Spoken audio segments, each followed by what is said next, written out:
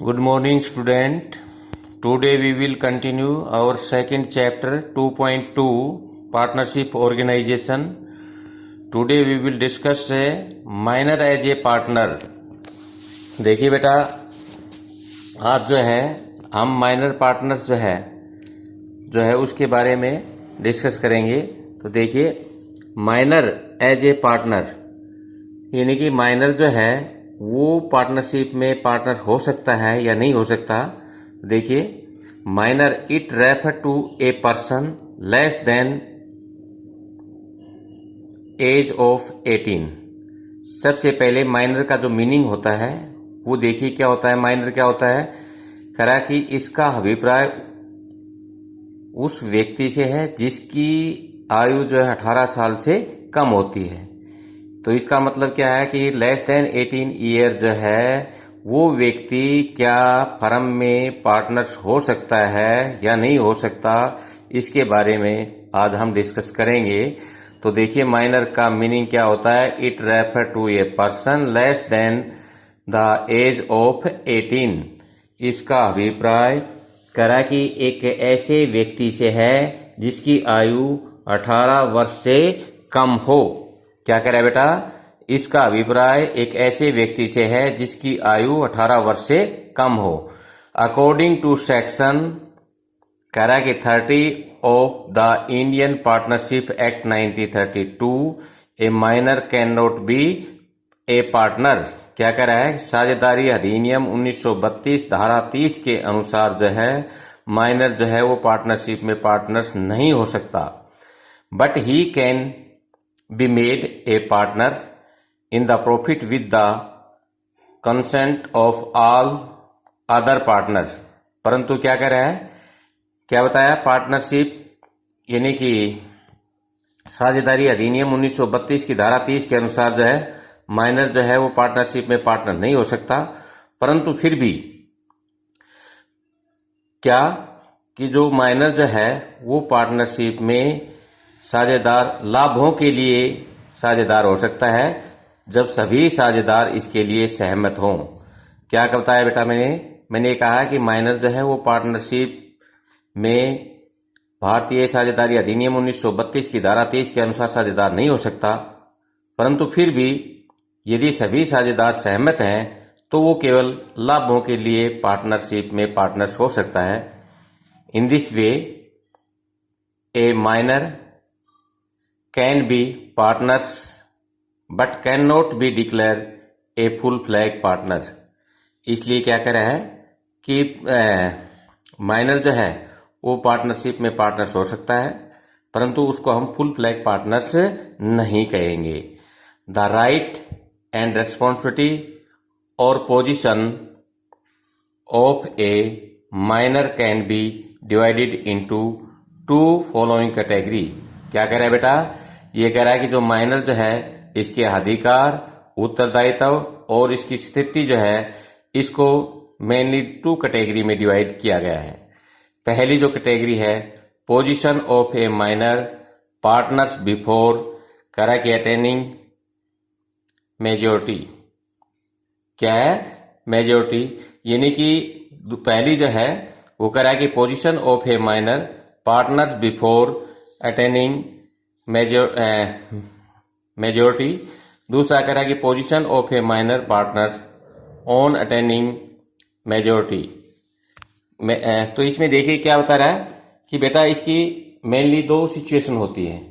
एक तो वो जो माइनर जो है होने से पहले यानी कि अडल्ट होने से पहले माइनर पार्टनर्स की जो स्थिति है वो क्या है। दूसरा जो कह रहा है कि position of A minor partner after attaining majority.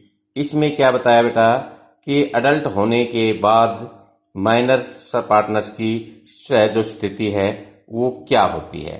तो देखिए, सबसे पहले हम डिस्कस करेंगे इसमें कि पहली जो है position of A minor partner before attaining majority. इसमें क्या बताया है, right of A minor partner. तो सबसे पहले माइनर जो पार्टनर्स हैं उसके अधिकार जो है उनके बारे में डिस्कस करेंगे क्या बताया बेटा कि सबसे पहले में जो यानी कि अडल्ट होने से पहले माइनर जो पार्टनर्स है उसकी स्थिति जो है, उसके पोजीशन जो है, उसके बारे में डिस्कस कर रहे हैं। तो सबसे पहला जो है राइट ऑफ माइनर पार्टनर, जो अवैश्यक साझेदार के अधिकार जो है वो क्या होते हैं, इसके क्या राइट हैं। तो सबसे पहला जो राइट है ये कह रहा है कि right to share in profit and assets. A minor has the profit to a minor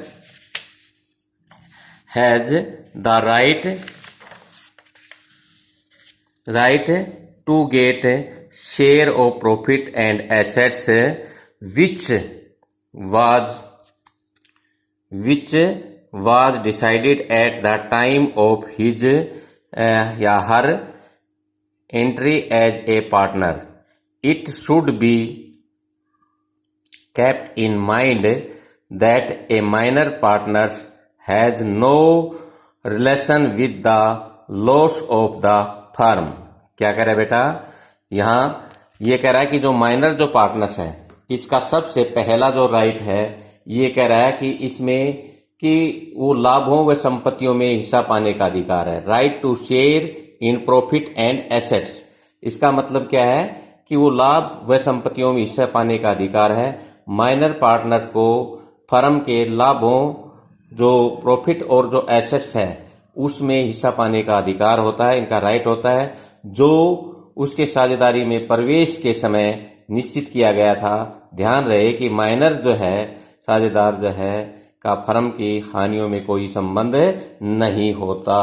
क्या कह रहा है बेटा, इसमें ये बता रहा है कि सबसे पहले जो right to share in profit and assets, ये कह रहा है कि इसके लाभों और संपत्तियों में हिस्सा पाने का अधिकार है। ए माइनर हैज राइट, एक जो आवश्यक है जो माइनर है उसके पास इस प्रकार का अधिकार है कि क्या कि वो जो है get that share of profit and assets was decided at the time of his entry as a partner. जब यानी कि उसको साझेदारी में साझेदार बनाया उस समय जो लाभ और संपत्तियों में जो हिस्सा जो फिक्स किया था, कह रहा कि वो उसको प्राप्त करने का अधिकार है। कह रहा कि ये ध्यान रहे कि जो माइनर जो है वो हानि से इसका कोई संबंध नहीं होता। तो कह रहा कि माइनर का पहला राइट ये है। दूसरा कह रहा है right to inspect the book of account. क्या कह रहा है बेटा, राइट ये इसको जो माइनर है इसका अधिकार होता है कि लेखा पुस्तकों को चेक करना, उसकी जांच करना, इस प्रकार का राइट होता है। तो कह रहा है a minor partners have the right, एक माइनर पार्टनर्स का अधिकार है कि to view inspect and to get the copy of books of account of the firm. क्या कह रहा है कि जो लेखा जोखा की जो पुस्तकें जो होती हैं उनको वो चेक कर सकता है और उनकी नकल जो है वो ले सकता है। But a minor in no case has an access to the book which contain secret the firm. परंतु ये ध्यान रहे कि माइनर जो है उसको इस प्रकार का अधिकार नहीं है कि जो ऐसी जो गोपनीय फर्म की जो गोपनीय पुस्तकों तक उसकी पहुंच नहीं होनी चाहिए। Right to inspect the book of account, right to inspect the book of account, इसमें क्या कह रहा है बेटा, ये कह रहा है कि लेखा पुस्तकों के निरीक्षण का अधिकार होता है। एक माइनर जो है पार्टनर्स को फर्म की जो अकाउंट की बुक्स को देखने, जांचने व नकल प्राप्त करने का अधिकार है। ध्यान रहे कि माइनर पार्टनर्स की जो पहुंच उन पुस्तकों तक नहीं होती जिसमें फर्म की गोपनीय बातें लिखी हो। ये इस प्रकार का भी राइट होता है। तीसरा कह रहा है कि right to file suit, right to file suit, इसका मतलब क्या है, ये कह रहा है कि मुकदमा दायर करने का अधिकार है। क्या कह रहा है, राइट टू फाइल सूट, मुकदमा दायर करने का अधिकार है। A minor partner can file A case against the firm. कह रहा है कि जो माइनर है वो कह रहा है कि फर्म के अगेंस्ट जो है केस दर्ज कर सकता है। किसके लिए, the payment of his share at the time of his करा कि क्वेटिंग द पार्टनरशिप, करा कि जब साझेदार जो है माइनर पार्टनर जब पार्टनरशिप छोड़ता है तो उस समय अपनी जो प्रॉफिट जो शेयर्स जो है उनकी पेमेंट के लिए करा कि फर्म के अगेंस्ट केस दर्ज कर सकता है। This right of filing the case करा कि is not available to the minor when he is in the partnership. कह रहा है कि माइनर के पास ये पार्टनरशिप में रहते समय ये इस प्रकार का अधिकार नहीं होता। क्या कह रहा है बेटा? कह रहा है कि पार्टनरशिप जो माइनर है उसके पास फर्म के अगेंस्ट से मुकदमा दायर करने का अधिकार है। कब? यदि कह रहा है कि वो अपनी जब वो फर्म को छोड़ता है तो कह रहा है कि वो अपने हिस्से के लिए इस प्रकार के उनके अगेंस्ट जो है वो केस दर्ज कर सकता है, परंतु ये फर्म में रहते हुए इस प्रकार का उसके पास अधिकार नहीं होता। नेक्स्ट जो है responsibility of minor partners.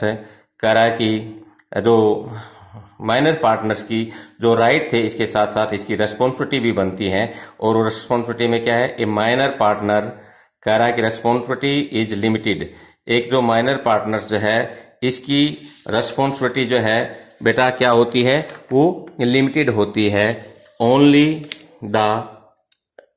The extent of invested capital in the firm, जो उसने फर्म में जितनी पूंजी लगाई वहां तक। While other partners of the firm has unlimited liabilities. क्या कह रहा है कि पार्टनरशिप में एक इम्पोर्टेंट फीचर्स होती है कि जो पार्टनर्स है उनकी लायबिलिटीज अनलिमिटेड होती है। और अनलिमिटेड का मतलब क्या है? जब कह रहा है कि फर्म में हैवी लॉस हो जाता है तो उसकी पर्सनल प्रॉपर्टी जो है उसको यूज करके इस प्रकार का पेमेंट किया जाता है। जबकि कह रहा है कि माइनर पार्टनर्स जो है उसकी रेस्पॉन्सिबिलिटी क्या होती है कि वो जो है वो जितना उन्होंने शेयर में इन्वेस्टमेंट किया गया है वहां तक ही वो लायबल रहेगा। इस प्रकार की इसकी रेस्पॉन्सिबिलिटी होती है।